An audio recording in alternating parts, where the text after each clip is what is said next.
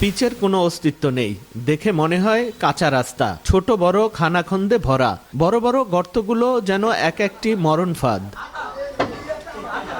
ভোলা শহরতলির উকিলবাড়ি সড়কটির এ দশা। রাস্তার মধ্যে সৃষ্টি হওয়া খানাখন্দগুলো চলমান বৃষ্টির মধ্যে ছোট ডোবায় পরিণত হয়েছে। সড়কটির ইলিশা বাস স্ট্যান্ড থেকে হাওলাদার মার্কেট পর্যন্ত প্রায় 10 কিলোমিটার রাস্তা গত 4 বছর ধরে চলাফেরার অযোগ্য। কোনো মতে গন্তব্যে যেতে পারলেও সময় লাগছে 2 থেকে 3 গুণ বেশি, অথচ কর্তৃপক্ষ সংস্কারের কোনো ব্যবস্থা না নেয় ক্ষুব্ধ এলাকাবাসী। 3 কিলো দূরে আমরা টাউনে যাইতে আমাদের 2 ঘন্টা লাগে। রাস্তা অনেক বড় বড় গর্ত হওয়ার কারণে কোনো গাড়ি এদিকে আসতে চায় না, আর আমাদের বেশি ভাড়া দিয়ে যাতায়াত করতে হয়। এদিকে গাড়ি চালাইলে যা কামাম তার সব মনে করেন যা খরচা বেশি হয়।